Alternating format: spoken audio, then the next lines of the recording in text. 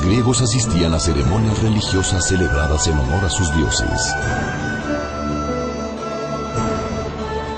Así lo acostumbraban en las ciudades que había regadas por los valles en la región del Ática. En la antigua Grecia, donde cada una de ellas tenía sus propios dioses, templos, dialecto, mitos y leyendas.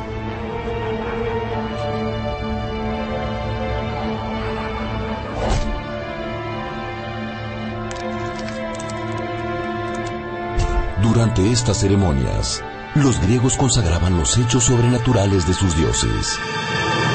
Descubrían la vida y obra de sus héroes mitológicos y legendarios.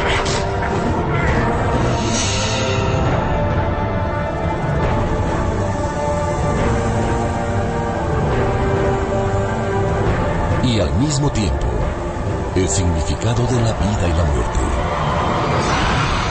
Eran viejas historias con moralejas y enseñanzas espirituales entrelazadas, que aprovechaban para enseñar los principios sobre la lealtad a los dioses, a la familia o al gobierno. Dionisio era el dios del vino y de la vegetación.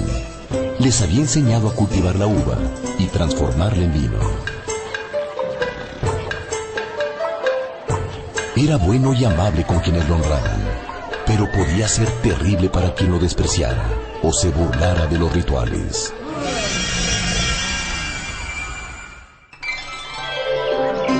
Dionisio moría cada invierno, pero renacía en la primavera. Para sus adeptos, este renacimiento acompañaba tanto la renovación de los frutos de la tierra, como de alguna manera, una posible resurrección. El festival más importante en Atenas era el de las grandes Dionisiacas, que duraba 5 días seguidos y se celebraba cada primavera y cada invierno. Estos rituales se llevaban a cabo antes de que existiera el teatro.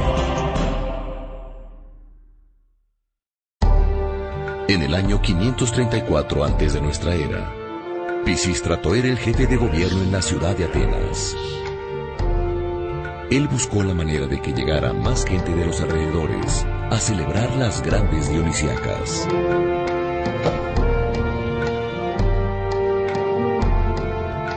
Pisístrato le pidió al poeta Tespis, que era el director del coro del templo de Dionisio, que inventara algo para que las celebraciones fuesen más atractivas.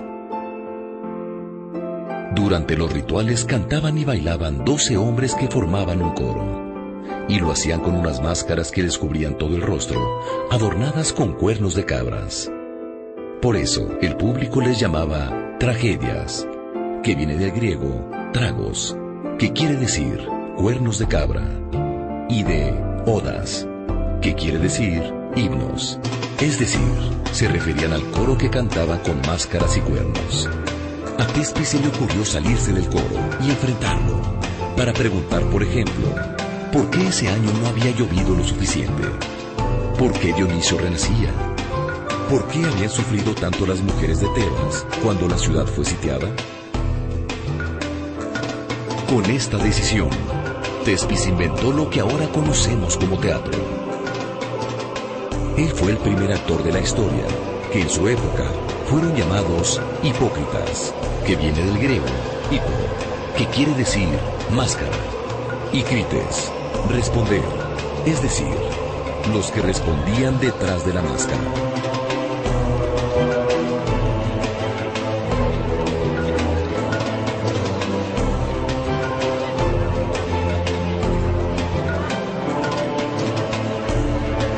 El enfrentamiento del hipócrita con el coro creaba un diálogo que le gustó mucho al público, pues con esto se creaba un mayor interés por las historias que se contaban.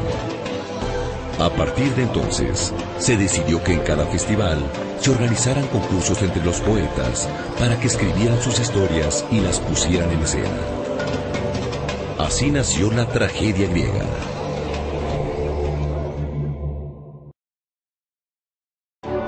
Tespis tuvo mucho éxito.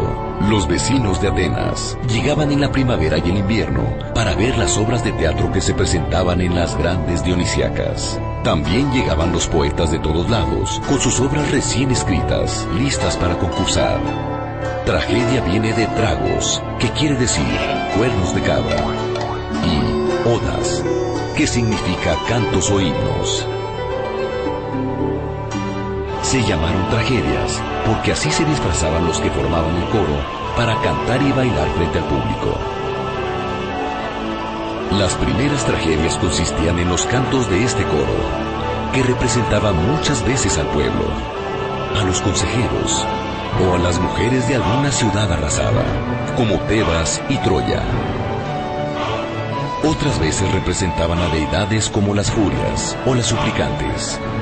El coro estaba formado por 12 hombres que cantaban y narraban alguna historia, mientras eran enfrentados por un actor o hipócrita, que representaba a otro de los dioses o de los héroes mitológicos y legendarios, vivos o muertos, que se atrevían a discutir con el coro.